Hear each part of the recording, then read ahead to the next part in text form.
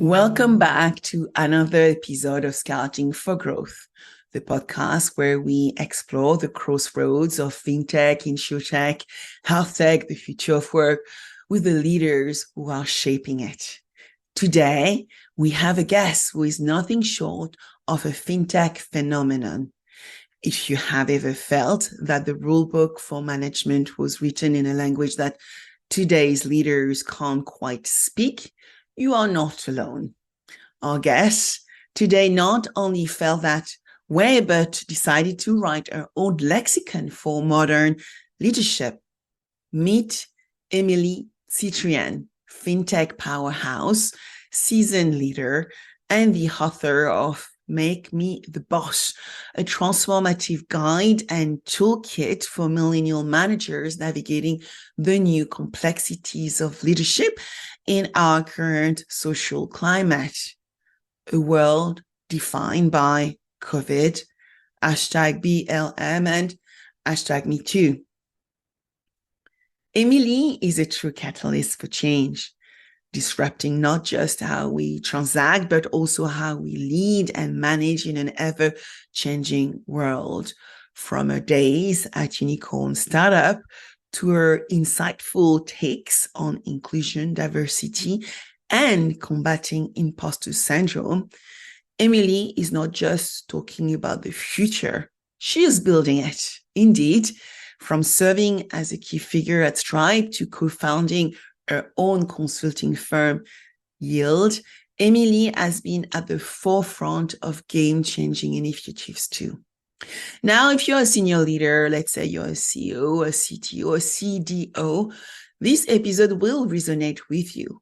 We will explore topics ranging from fintech disruption, emerging trends, female founder dynamics, and even tackle what is fundamentally broken in big tech. So sit tight, because we are about to go into a deep dive into how to boss up in the fintech world. And before we dive in, if you find value in today's episode, make sure to subscribe, download, and rate Scouting for Growth wherever you get your podcasts. It helps us keep bringing you the insight you won't find anywhere else. All right, let's get started. Emily, welcome to Scouting for Growth.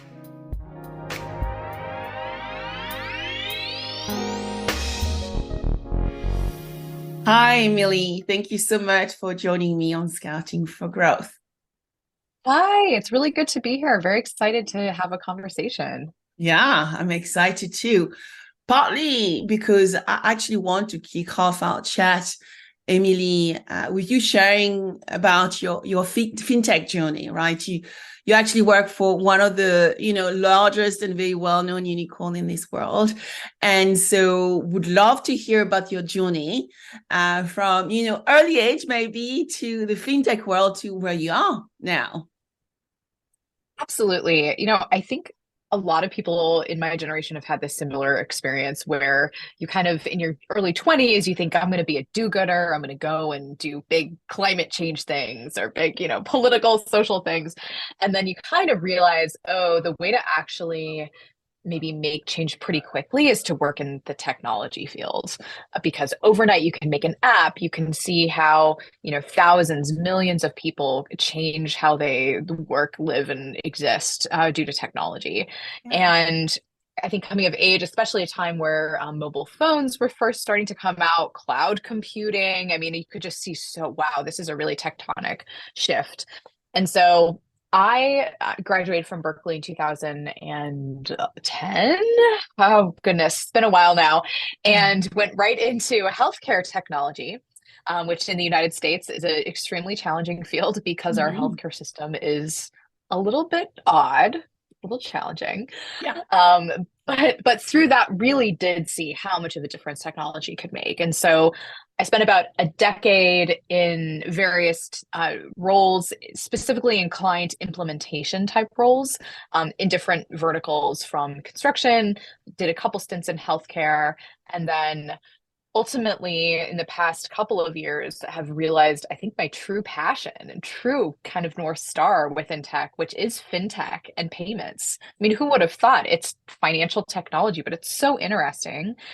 And spent the past couple of years at Stripe, as you alluded to in our first moment here.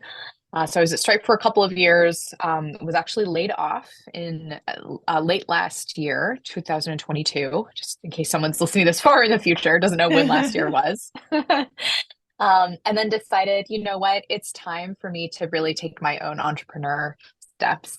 It was a forceful shove into the world of entrepreneurship. And so I'm now CEO and co-founder of a payments consulting and integration firm called Yield. And I'm also incidentally an author of a book for first-time millennial people managers. That's super cool. So I want to dive into two parts, two areas you just mentioned, which is first, falling into fintech. I am in fintech, but I tend to focus on insurance technology. And I have to confess, Emily, I thought payment.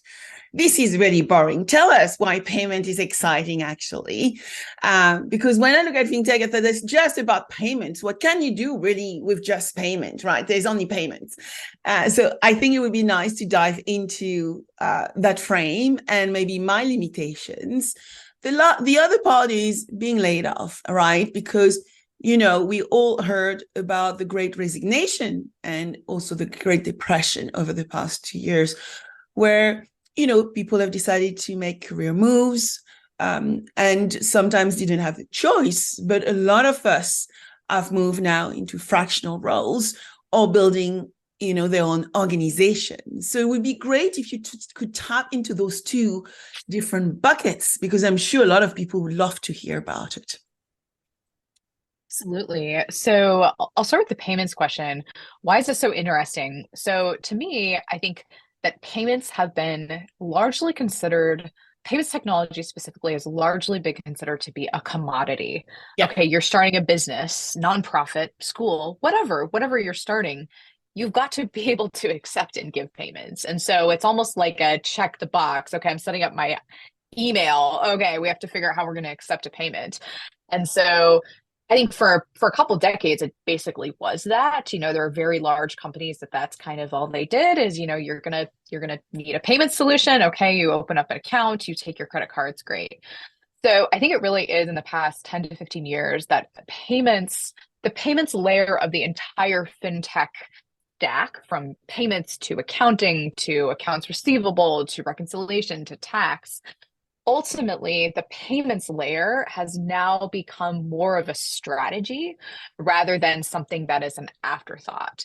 And so if you think about large international firms or even small firms that want to sell a product outside of their kind of home community, which is I think most entrepreneurs at this point, thinking about, well, how would I accept a British pound? Or what would I do if I had a customer in China that was trying to, use WePay? Do I need a bank account in China? Do I need to set up, some sort of payment gateway? Do I need to find someone on Upwork? So all of these questions, I think, are coming to a head, and especially in the past couple of years with everything that's gone on with the economy, a lot of companies are thinking about how do we optimize this particular front door of our entire revenue cycle. And so as an entrepreneur myself, I see just a huge amount of opportunity in being the world's experts in how do you really think through and implement a payment strategy. So that's kind of why payments. Now it's interesting that within the fintech world, your specialty is more on the insurance side. I see these kinds of things actually converging because at the fundamental level, it's all about risk and managing risk, and payments is a lot of risk, as we know. So I think there's going to be a lot more crossover between the two in the next decade. So we might have to come back and talk about that later on. But then in terms of the trends in the working world over the past couple of years, To your point, we went from the great resignation to all of a sudden this huge round of layoffs within 2 years. I mean, it's like total whiplash.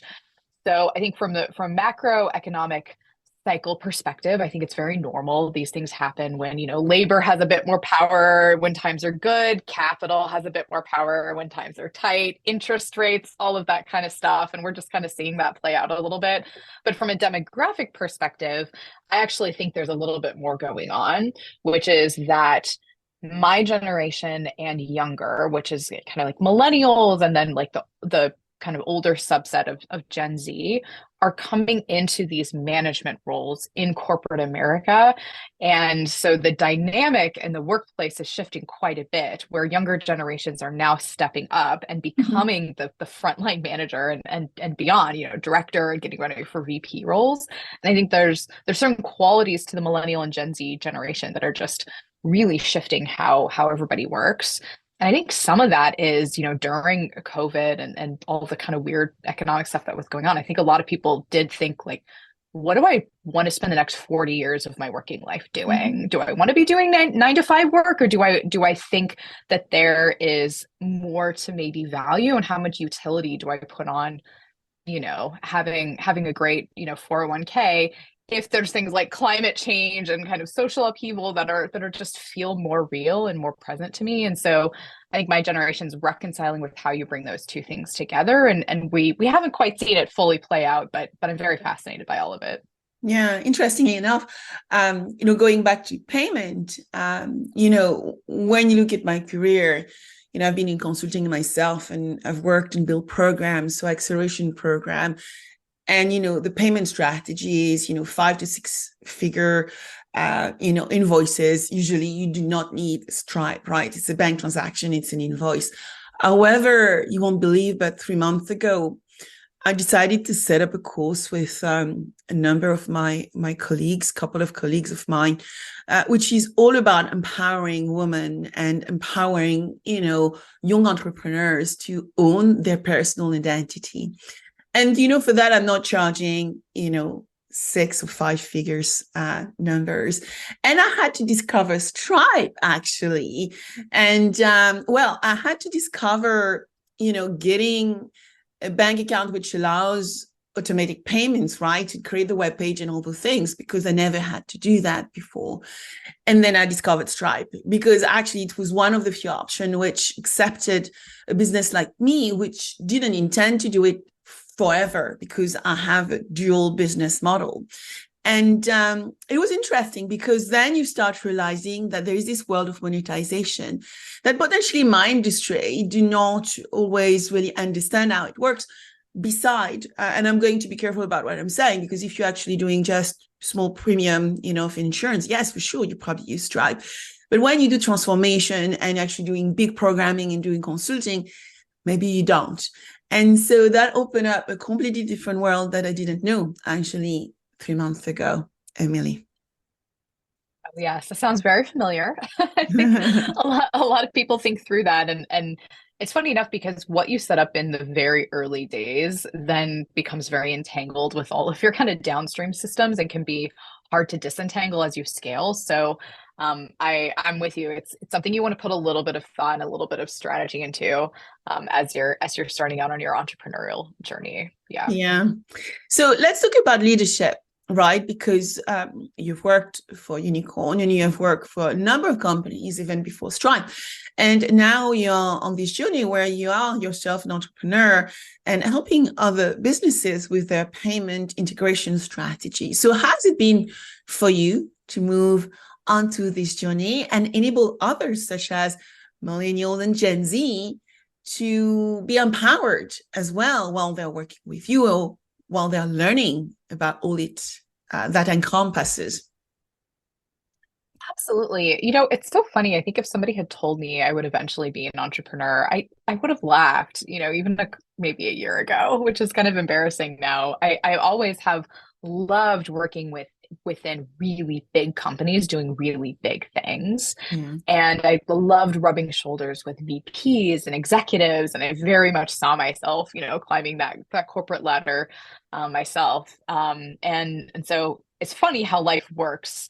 I think getting laid off showed me how ultimately kind of unstable that can be. And it also put me in the position of thinking, I never want to be laid off again ever. And really the only way to truly ensure that is to become an entrepreneur. But it also made me think really logically. And I spoke with a lot of people in my life about this very honestly, because I wanted a good opinion. Do I have what it takes to be a CEO and a co-founder of a company? Yeah. What concerns would you have? Would you come and, work for a company where I was, your CEO? And I got really good perspectives and kind of answered a lot of those why not me? And then decided, okay, I'm going to do it. The worst thing that can happen is you fail. Failing at a company, it's not a big deal. It's okay if it doesn't work. And so, I found a co-founder, and that was very, very important to me. I know, myself well enough to know that I do work best in teams. And so the timing and finding a co-founder where we spent a week together, in Airbnb in Los Angeles, like, how do we work together? What's our values? What's our personal financial situation? That then for me was like, okay, we're definitely going to do this. I think I would regret not trying it. And almost immediately we got the signal from the market and the validation that, okay, this is going to be a good idea. We got some solid leads, solid connections. I think we launched the company January 5th, and we had our first large customer January 24th. And I know that's unusual. I don't want to say, hey, if you're an entrepreneur and you don't get your first customer in 2 weeks, it's not going to work, because that's not true at all. But I think for us, it was just that very early signal that, like, oh yeah, this is going to be a thing. And so it's a little bit strategy, it's a lot of execution, and Yeah. it is timing as well. So Yeah. yeah, there's no shortcut. It's just hard work. No, no, A no lot of good doubt. ideas. No Yeah. doubt. But one things you actually are highlighting, which I often talk about and say to those entrepreneurs that work with early stage entrepreneurs, is that, when you look at success within the startup world, there are a few ingredients, and you have already mentioned it. Timing is crucial. It's not always about technology, right? I remember the times where everybody was talking about blockchain, and blockchain did not do a thing in my industry, which is insurance. And so I was meeting all those blockchain startups, and then I would go and ask the corporate. They said, yeah, we'll look at it, but we'll not do anything about it. So therefore, you realize you would actually do not want to waste the time of the startups actually to meet the corporates, because then there is no commercialization. But then also it's about being able to run a business properly, as you said, having the values and the goals, which are critical to build long-lasting businesses. So the strategy, but also it's about, how you manage your finances and how you manage yourself, your co-founder. Culture. Sorry, I was just thinking about the word culture becomes also critical. But then it's all about execution. And I think when you look at the quadrant of success, you can do strategy, but strategy with no execution or no demonstration of one's ability to implement and get it done quickly, partly in our world, is very difficult, right? It's unlikely to lead to success. So I think it's very important to highlight that. But you, as a female founder, so how do the dynamic with your co-founder works? And what you would recommend to female founders? Because, we still have a major gap in the market with trying to get more female to become CEOs and founders of companies.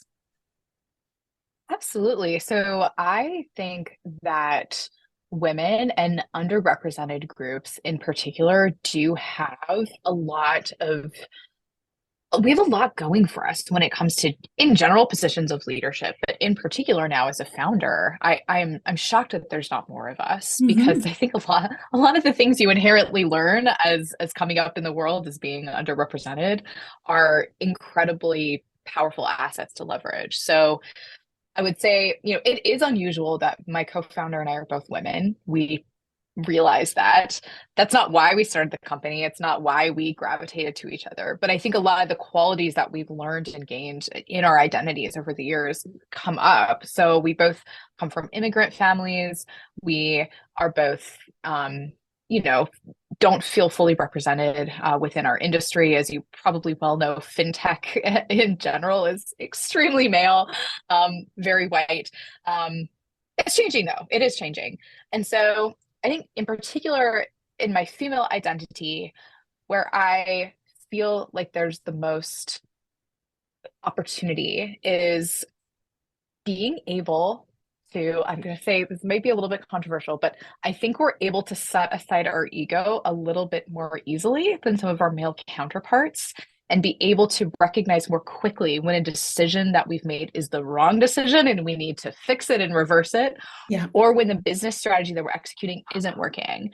And so being able to say, that was the wrong strategy, let's pivot over here or over there. And I think that we're able to move through that decision more quickly and more gracefully. And so I would encourage people that are listening to this and thinking, is that me?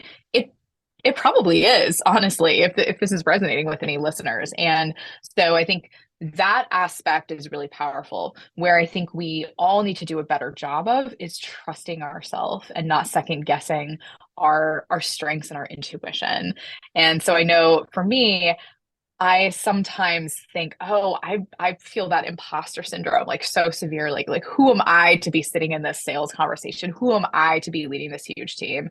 And then I have to think, oh, I'm totally capable of this. There's no logical reason why I cannot do this. And so I think that's a little bit of a privilege that sometimes male counterparts have is you maybe grow up kind of just always feeling very capable. Yeah. I don't always feel capable. And so I have to kind of counteract that pretty frequently. Yeah, it's interesting that honesty actually, because talking to a lot of young women, not always, founders, but often working for corporations or even coming out of university, trying to work out what their path is going to be. You definitely have this imposter syndrome. And also that CV challenge where one wants to have all the capabilities which are listed on the job application. And if you have all the competencies, well, what are you going to learn? And so when you look at our male counterpart, like they look at 30%, yeah, I can do 30%, I'm fine, I'm going to apply for it. And so there is this like mindset, right? Where I think one maybe because of history is usually the one, with the spear and trying to, hunter gatherer, and the other one much more nurturing. I don't know, but they need to be changed. And there need to be, ability amongst female founders and women in general to feel that they can do the job as well as our male counterpart. And I think we are going towards that, right? And you talk about it. I think I was listening to some of your podcasts as well, manager flows, and you have those conversations, right? Where you're actually talking to managers and young people and millennials, where you're trying to unpack some of those things within your dialogues as well. Absolutely. So I think that the imposter syndrome, my personal take on it is that you shouldn't completely make it go away, because I think showing up with a little bit of humility and a little bit of awe of where you are in your life and how far you have gotten. I think that shows a lot of respect to the space that you're in. And I think it keeps you a little bit grounded. So that we've all seen people that kind of like go over, they become way overconfident and just this hubris, and that ultimately is not, copacetic to a good business decision. So I think if you're feeling it, keep it with you in a little corner, because I think it will keep you just grounded and humble. And I do think those are important elements to being successful in business as well. Yeah. I also read about you about the, the Me Too and the BLM movement, hashtag. They are movements. And so how do you feel that, fintech leaders could integrate these principles within, what they do every day to drive more diverse and inclusive environment at work? Absolutely. So I definitely think that it is the responsibility of folks that are on the front lines of these leadership positions to be and encompass the change that we want to see in the world. I've worked with so many companies that have probably very well-intentioned, big kind of D&I initiatives, the HR team is doing, a cultural awareness day, those sorts of things. But ultimately, it's the people that are operating the business day in and day out that are making the most impact. And so I feel like having a general awareness of it in basically everything we do as leaders is what's going to be the most important. And so it's everything from who are you coaching to who is in your personal network. Does everybody that you engage with look like you and come from the same background?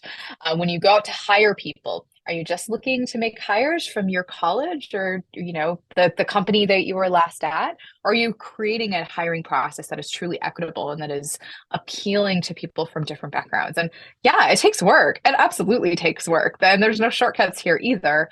But I think collectively, this is what it's going to take to level the playing field in the way that I think is probably important to all of us, because ultimately a more diverse business environment makes more prosperous and profitable businesses. And there's no reason why we can't all move forward together with broadly shared prosperity. And if we're not including large sections of the general population in our successful businesses, we're all really missing out.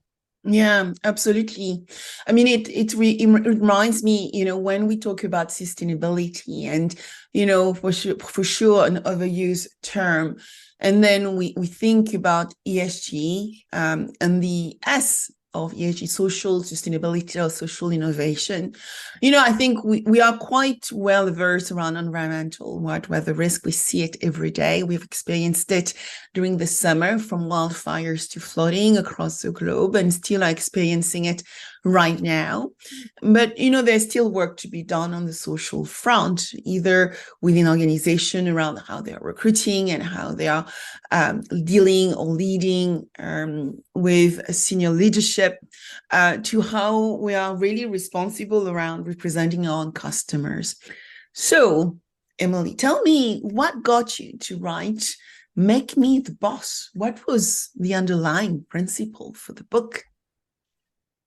Absolutely. So I had this book in my mind for quite a few years. And the first thing that happened was, I'd kind of been through a few manager roles at various companies within Silicon Valley in the tech world. And I saw a lot of first-time managers making the exact same mistakes that I was making. And I just thought, man, I should write the book that tells you what to do and what not to do, because I see it over and over and over. And then finally, one of my friends got promoted and asked me for a book recommendation. And I realized, okay, it's time. I got to write that book. And so I started the book, which was extremely tedious. I think a lot of authors are not fully honest about the fact that writing is not fun. It's pretty brutal. And so it was especially rough because I was writing about like literally what I was doing. So I would show up to work, do a good job some days, a bad job other days, but then didn't matter at 5 or 5:30 p.m. I had to start writing about it. And so it was like, man, I was just working. I was just thinking about these things all day long. And so then I think what happened is in 2020, of course, I think we all remember the very unfortunate death of George Floyd, and sort of the after effect of the Black Lives Matter movement really exploded. And I think everybody was thinking about, what can I do in my corner of the world? Mm-hmm. I can't change systemic racism, by snapping my fingers, but what is something that I know where I can make an impact? And so I realized that that was the fire that got me to finally finish the book. Was I think that within my sector of the world, tech management, there is a lot that we can do. And so I'm going to put that into the book about how, to be a really good first time manager, but also how to use that position of power and influence to create change that ultimately is going to help tackle this problem as well. So I finished it in 2020, published it in 2021, accompanied it with a podcast, as you've mentioned, Manager Flow, where I just talk with various managers at different points in their career, and was really surprised that the reception was very good. I thought it was going to be a little bit more controversial than it ultimately was. But I think a lot of people read it and felt really connected to it because it was sort of written for, my generation. And it speaks very honestly to the time and history that we're in. It's not kind of these old recycled leadership principles that we've all heard and are very good, but it's a fresh look at it, I think, from a younger perspective. So I'm quite proud of it. Yeah, congratulations. I mean, and it's important because I had a recent experience where, I've read and I'm fortunate, working with big tech and big companies is you get through a lot of training. And I went through all the sales training you can imagine, which tend to be really lengthy processes. But then I met this gentleman, Gary Garth, who wrote the 0 to 100 million sales blueprint. And it is for startups. It's very, down and easy. And I thought, we need more of those. Well, so let's just make sure people know that they should read your book to actually have a fresh perspective as to how to run their lives, which takes me, Emily, to, from your point of view, what are the fundamental areas which are really broken in big tech or, that our industries, fintech or financial services needs to address. And at the same time, I'd love for you to give, some maybe recommendation to those millennials out there as to how you have implemented some of those techniques. One of them, I think you call it BSPEN method to performance review. It would be great to hear a little bit of takeaways and lesson learned from your experience.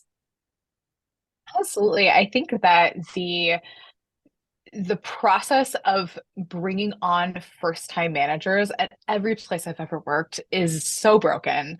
I think that we put people who are at the top of their game as individual contributors into manager roles and think they're going to be great at this on day two. They are not. It is a very different job to be a people manager than it is to be a rock star individual contributor. And I think the individuals themselves also kind of have that expectation. Why wouldn't I be good at this? I was the best salesperson on my team, or I wrote the most code on my engineering pod, or whatever it is. And so the training to become a manager is very different and very neglected. And to your point, I think it focuses on kind of very important structural things like how do I push the buttons I need to push to pay people or approve time off, or there's these like operational things. And then there's leadership principles like how do I improve my communication and things like that, and all very important. But the day-to-day is not that. The day-to-day of a manager is dealing with escalation after escalation after escalation, empathy, empathy, empathy, representing my team to other departments, managing my new manager and what expectations should I have for them, managing down, my team, especially if they were just my peers, they're going to have a certain expectation of me, and I'm going to want to step into these roles and go and, break down doors and make their lives so much better because I was just in that role.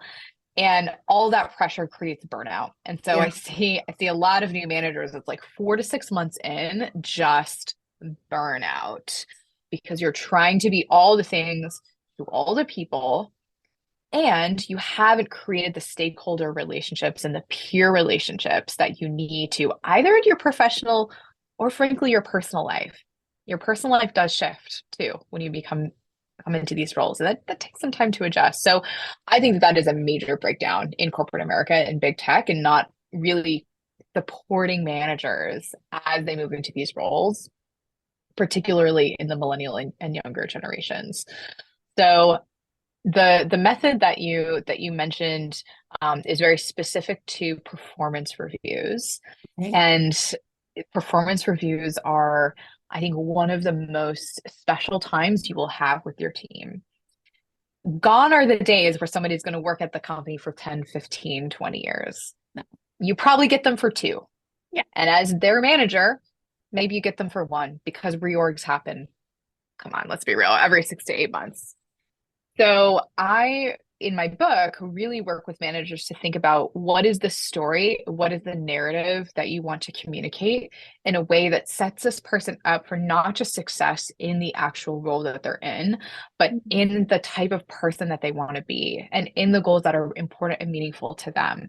And maybe there's actually absolutely going to be tactical feedback where it's like, okay, Joe from accounting said sometimes your reports are a day or two late. Like that's, what that needs to end, for example. But it's thinking about what are you really trying to do and trying to be here? Where is this all sort of going for you? And what's the feedback and coaching that I can give you that helps you get there? Yeah. And maybe it's like, okay, these reports are late, but is this really a time management thing? Or is it you don't understand why these reports need to be on time and all the downstream effects? Or is it an expectation setting, communication? Hey, I can't get to these reports this day because I don't have the data this day. And so it's really going a few layers deeper and working with the person on that level. And I've personally had really good results from it. And so I just wanted to share that method with as many managers as possible to just make it a really positive experience for everybody. Yeah, and I think I heard you talk about creating an intentional full life. Do you mind going into what that means for you? Because I think it's not just when you're an entrepreneur, because I think we're more cognizant when we're entrepreneurs that we have to work that work-life balance, work-life harmony. But I think intentional full life can start early. And I'm, very grateful that I can work around authentic personal identities with a lot of people right now, where they are trying to align who they are as individuals with the work they are doing every day so that there is full congruence. But that for me still align with what you call intentional full life as well. Yes. So I think there's a major shift going on. Well, it's not just I think, I know there is. So I think historically, a lot of people have gotten their sort of social emotional community needs met in a variety of different ways. You had your job, but then you're probably really active in your church, synagogue, mosque, what have you. Maybe you were a part of some community organizations, the Masons or the what have you. So demographically, that has shifted quite a bit. And so younger people are not very active in those Circle, yeah. structured, they are not. They are not. And so for better or for worse, and I don't know if it's good or bad, but it is a fact that younger generations are looking to their workplace for more of that sense of identity, community, and demographically speaking, younger people are also tending to live with roommates longer, not get married as young, not have kids until mid to late 30s. That's just becoming much more normal. And so in addition to that, there isn't that kind of nuclear family unit as much with younger generations. And so again, the work people are looking to their workplace for a lot of that. And so as a manager, that's just the reality of the situation is your team member is looking to you to help them understand who they are and how they relate to their role in the workplace, and that is of course going to bleed into their personal life. Yes. So it is what it is. And so I think in the course of giving feedback and a performance review, I think it's very important to be mindful of that. This is a whole and complete person that is showing up to the workplace with a certain expectation that it is going to give them a sense of self and a sense of belonging. And so speaking to the whole person and everything that they're kind of bringing into it is important. At the same time, you can't be their therapist. You maybe not even really their work coach. You can be, but that's kind of a different role, right? And so Mm-hmm. part of it is having those boundaries and being able to say, this is the limitation of what I can really be for you. And for a lot of first-time managers, I think they put their whole self into it Yeah. too much. And that's another reason there can be, burnout is you're trying to be all the things to all the people on your team. And so it's a delicate balance and I think one that I have definitely not mastered myself, but I do write about it and give some very practical tips to be able to create a really fulfilling experience, but also, put on your own oxygen mask first. That's super. I mean, it's interesting because think about how we're working right now. We are remote worker, remote hybrid, but most of us probably remote now. And so I wonder how we can create that balance today, Emily, when, a lot of the young people who are working with are working from home as well today. Yeah, it's very interesting. There's all these kind of return to office mandates and initiatives. But I think Pandora's out of the box. I think we the reality is we are going to be in a hybrid environment. Going back to the diversity conversation, ultimately, I think it's better for diversity because I think when you can hire people from different cities and different, zip codes, I think it definitely opens up the candidate pool in a Yeah. way that I think will ultimately be good. So I'm a big advocate of hybrid personally. But how do you still create closeness, sense of community with a distributed team, with a remote team? It is challenging, but it's not impossible. And we know it's not impossible because we know people form very meaningful relationships online. I mean, just watch 90 Day Fiance. You can Yeah. get a very, very intimate relationships without ever actually meeting. So I think you do have to be a bit more intentional about it and a bit creative. So, if you're working with different time zones and things like that, you obviously need to be mindful. But, just silly things like sharing pictures or getting, a piece of chocolate sent to everybody. And all right, let's all get on Zoom and try this piece of chocolate together. I think those things are very important. But I think also from a manager perspective, it's important to develop a camaraderie with people Yeah. outside of your designated time because you're not going to be running into them, Mm. getting coffee or getting water. So I think it's important to intentionally create a sense of connection, whether it's, a Netflix show you both are watching or some kind of food you both like, or just something that you can chit chat about outside of your designated more formal one-on-ones. And I do think it is on the manager to kind of reach out and proactively create that little bit of just, banter. Yeah, you're absolutely right. So, as we are arriving toward the end of our discussion, Emily, could you impart some closing word of wisdom to our listener? What is the one message you want aspiring leaders to take away from this conversation? Yes. So I I definitely need to say, please go buy my book. It's on Amazon and your local bookstore. And it will be in the notes of the podcast as well. So I think that you don't have to be the perfect leader to be the perfect leader for the moment. So many things are changing in the world. It is unstable. It is an uncertain economic time. The pace of technological change is unreal. Unreal. Think about where we were 20 years ago Mhm. and think where we are now. None of us know what the next 20 years will be. None No. of us know. But because we came up in that and we're stepping up to the plate, puts us in the history books in a way that I think is so important right now. So believe that the timing is right for you, if you're listening to this, to step up into this role and be the leader that your team and frankly your community needs to usher us into the next 10, 20, 30, 40 years. Well, thank you for those wise words, Emily, and thank you for making me the boss, actually. And I think we are going to call this episode Bossing Up, right, with Emily. But thank you very much for joining me. And if people were going to find you, where should they go? Yes, I'm quite active on LinkedIn, so look me up, Emily Tsitrian. You might have to check the notes for spelling. It's a tough last name.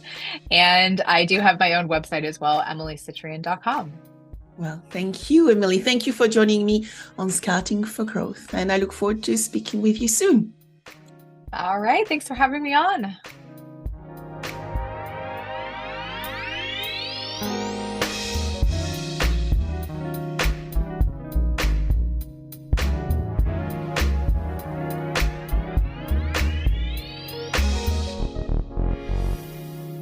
If you like this podcast, subscribe now, share with your friends, and if you enjoyed it, please give it a 5-star review.